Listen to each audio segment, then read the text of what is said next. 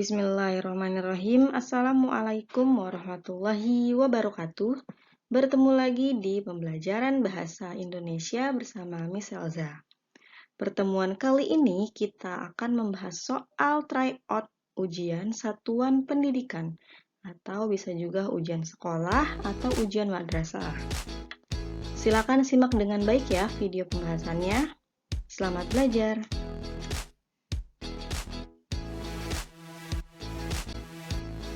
Soal tryout 1 ini terdiri dari 35 soal pilihan ganda dan 5 soal esai. Untuk pembahasan kali ini, kita bahas terlebih dahulu 15 soal pertama pilihan ganda.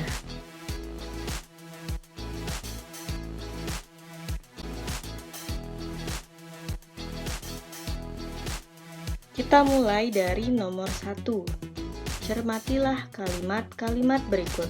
Nah, ada judulnya yaitu petunjuk menangani luka bakar ringan. Kita langsung ke pertanyaannya. Urutan yang tepat petunjuk menangani luka bakar tersebut adalah A. 6, 2, 5, 4, 3, 1 B.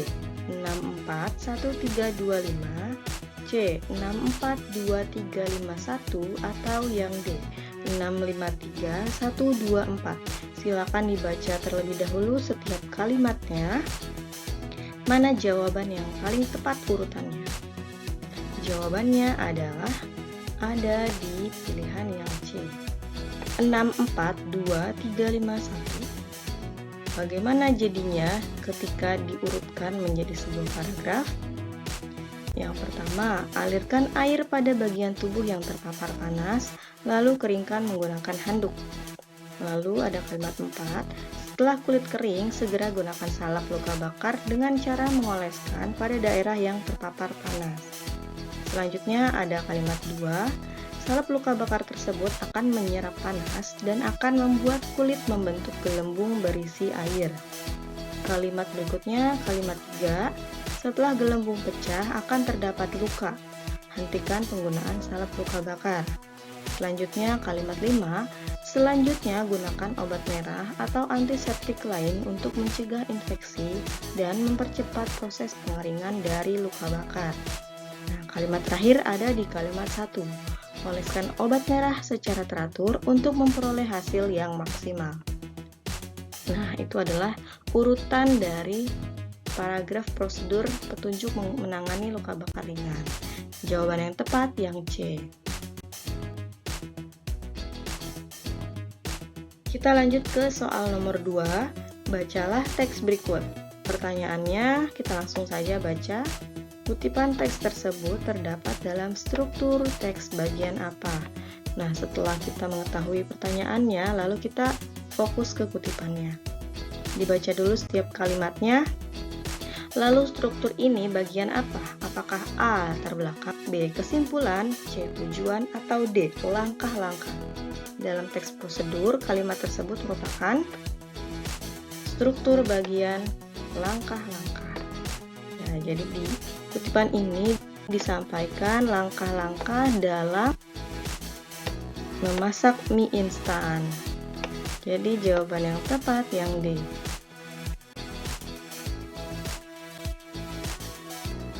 Soal nomor 3, bacalah kutipan cerita berikut.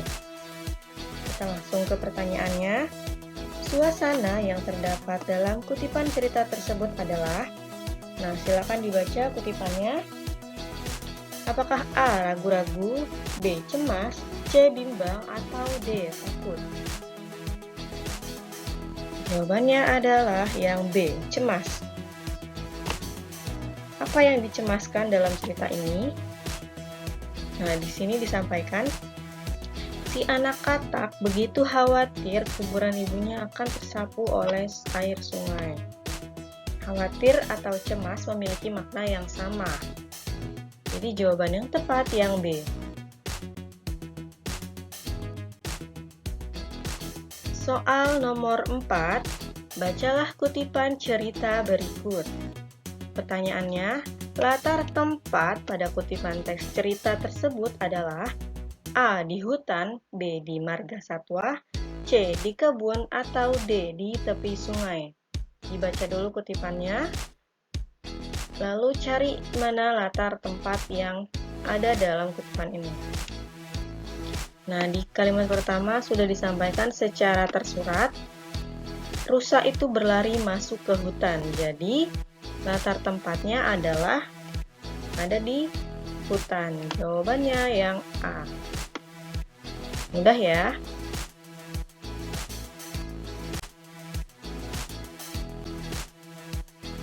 Soal nomor 5, bacalah kutipan cerita berikut.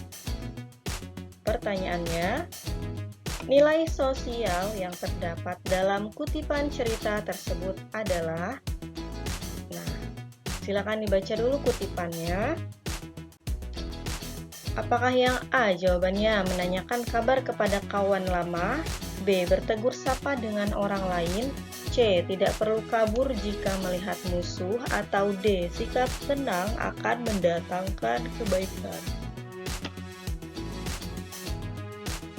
Nilai sosial itu apa sih? Nilai yang berhubungan dengan kemasyarakatan. Nah, jawaban yang tepat adalah yang B. Jadi, nilai sosial yang ada dalam kutipan ini adalah bertegur sapa dengan orang lain. Kenapa bertegur sapa bukan yang A, C, atau yang D? Karena di sini disampaikan ada seekor serigala dengan seekor kambing. Nah, dengan heran serigala mendekati kambing. Halo kambing, apa kabar? Oh, kabar baik serigala, bagaimana denganmu? Baik juga, jawaban serigala. Jadi, bukan yang A karena tidak disampaikan ada kawan lama. Bukan juga yang C karena tidak disampaikan musuh, yaitu kambing dengan serigala.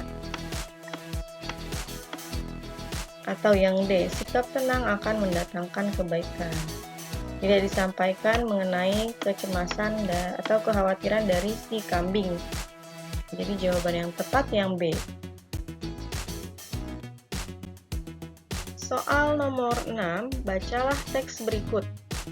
Pertanyaannya, arti kata mandiri pada teks tersebut adalah A. Mempunyai kekuatan sendiri, B. Mampu menghasilkan barang sendiri, C. Tidak bergantung pada orang lain, atau yang D. Tidak dibebani oleh orang lain. Jawabannya yang C. Mandiri adalah tidak bergantung pada orang lain.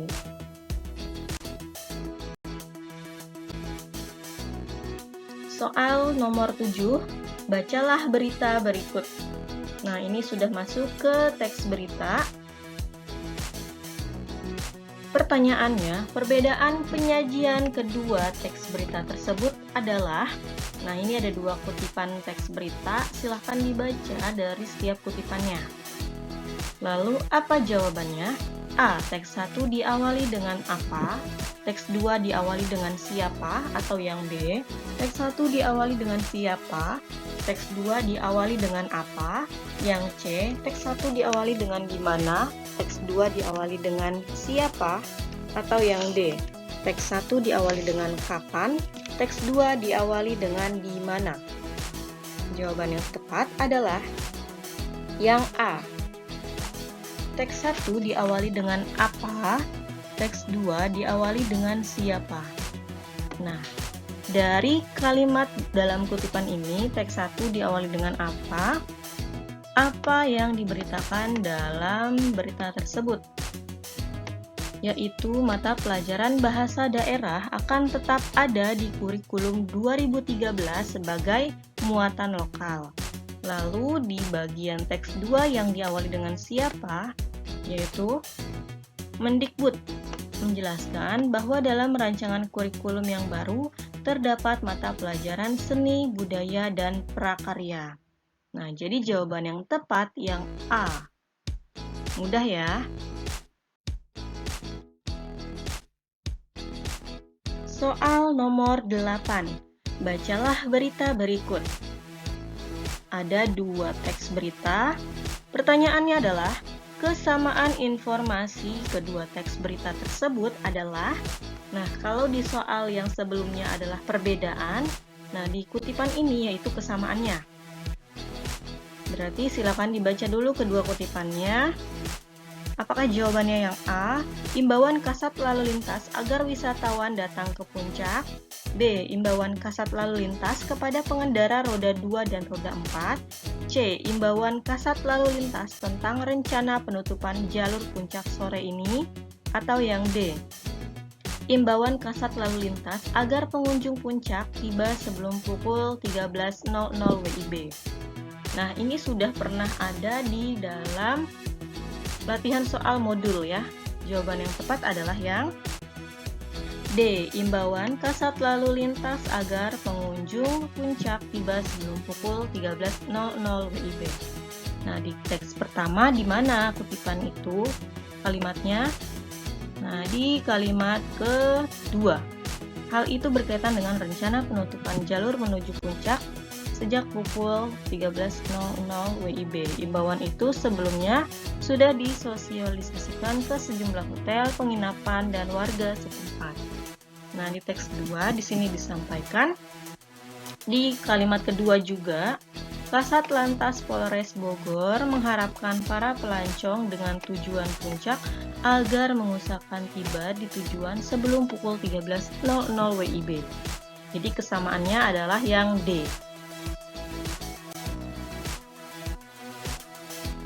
Soal nomor 9, bacalah paragraf berikut.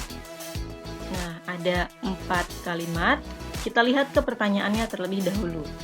Kalimat utama paragraf tersebut terdapat pada kalimat nomor A1, B2, C3, atau D4. Untuk kalimat utama, jangan sampai tertukar bahwa kalimat utama itu hanya bisa di awal paragraf, di akhir, atau di awal dan akhir. Berarti dalam kutipan ini kita lihat di kalimat pertama dan di kalimat keempat. Mana yang merupakan inti dari sebuah paragraf? Apakah kalimat 1 atau kalimat 2? Nah, jawabannya adalah yang A. Kalimat utama ada di awal atau di kalimat pertama. Kalimatnya, obesitas yang mewabah di Amerika Serikat mulai menjangkiti Indonesia. Jadi jawabannya yang A. Nomor 10. Pertanyaannya, gagasan utama paragraf tersebut yaitu, nah kalau tadi kalimat utama, sekarang gagasan utama. Gagasan utama itu ada di dalam kalimat utama. Nah, kalimat utamanya ada di awal atau di akhir. Nah, di sini kalimat utamanya ada di awal.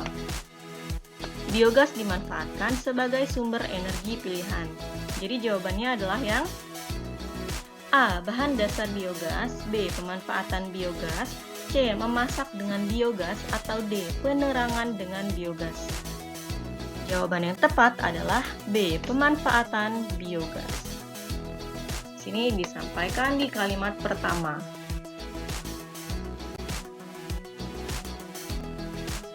Soal nomor 11. Perhatikan kutipan puisi berikut. Judulnya adalah Padamu Langit. Kita lihat ke soalnya. Tema puisi tersebut adalah A. Alam yang tak terkendali.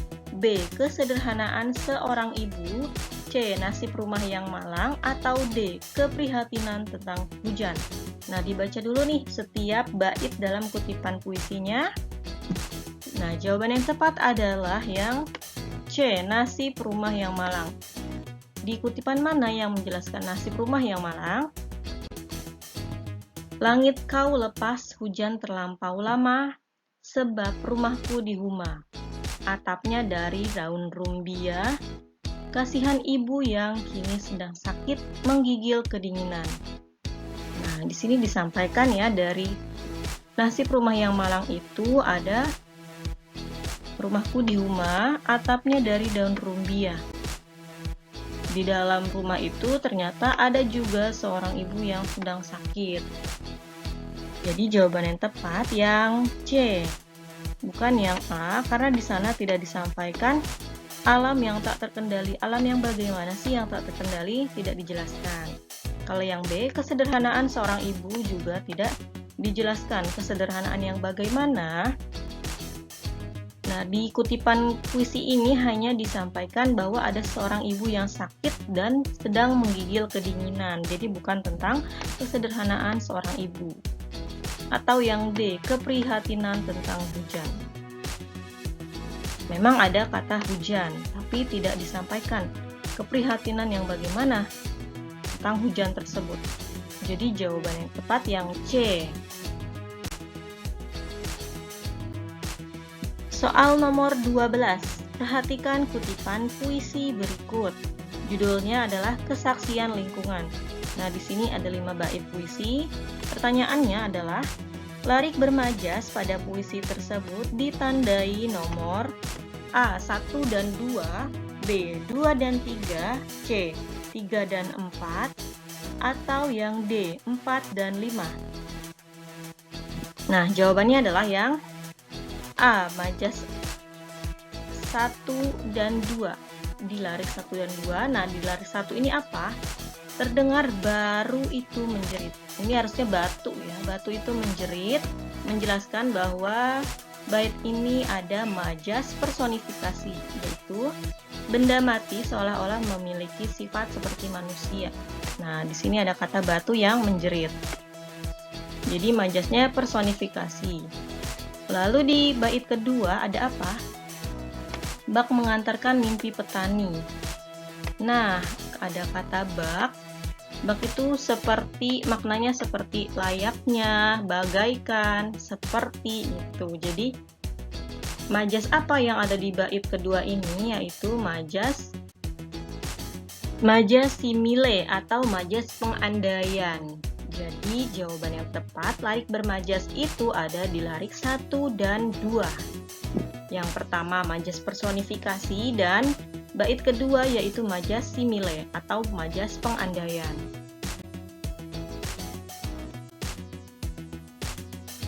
Nomor 13, bacalah paragraf berikut. Kita langsung ke soalnya. Pertanyaannya adalah isi paragraf teks eksplanasi tersebut berisi mengenai. Nah, ini sudah masuk ke soal eksplanasi. Eksplanasi itu apa? Teks yang berisi proses terjadinya fenomena alam atau sosial. Nah, dibaca dulu kutipannya, lalu ini apa jawabannya? Apakah yang A, peraturan kedisiplinan di sekolah, B, proses kedisiplinan di sekolah, C, norma kedisiplinan di sekolah, atau D, taat peraturan di sekolah? Nah, jawabannya adalah yang B, proses kedisiplinan di sekolah. Nah, di kalimat mana ada proses kedisiplinan tersebut?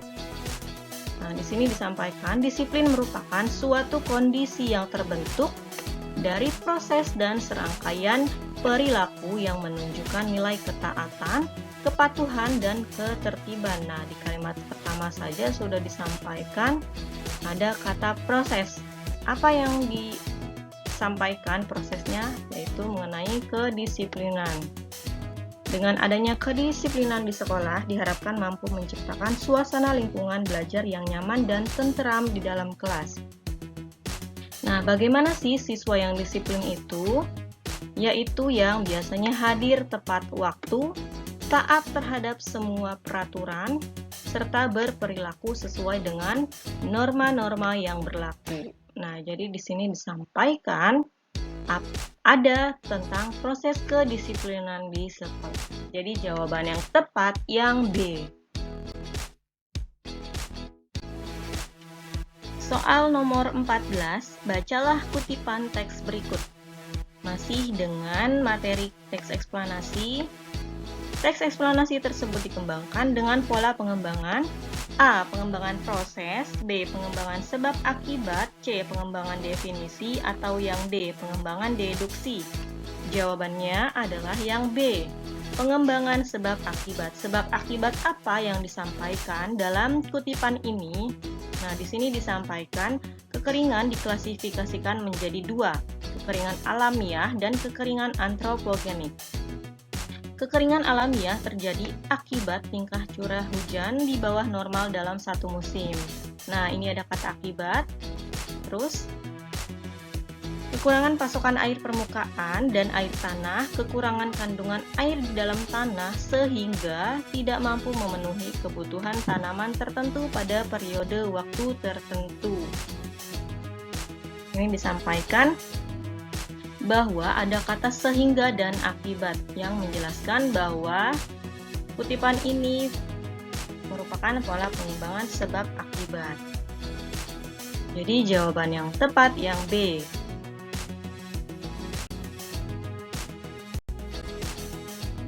Soal nomor 15. Perhatikan data buku berikut.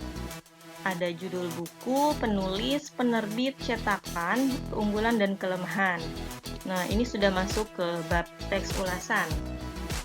Paragraf teks ulasan yang sesuai dengan ilustrasi tersebut adalah, nah, silakan dibaca dulu setiap pilihan jawaban mana yang paling tepat. Nah, jawabannya adalah yang D. Buku karya Astri Novia, yaitu penulisnya di sini, menjelaskan hal-hal yang berhubungan dengan otak. Kenapa? Karena dari judulnya adalah mengasah otak setajam silet. Membaca buku ini tidak membosankan karena uraiannya mudah dipahami. Di sini disampaikan juga. Didukung lagi dengan ilustrasi yang bagus. Ilustrasinya bagus. Di data buku juga disampaikan. Meskipun tata letak buku ini kurang sistematis, tetapi tetap banyak diminati pembaca. Ya, jadi sesuai ya jawabannya yang D. Untuk soal yang seperti ini, silakan tinggal menyesuaikan dari data yang ada dengan pilihan jawaban yang paling tepat, yang paling sesuai dengan data yang ada. Jadi harus lebih teliti, ya, mudah insya Allah.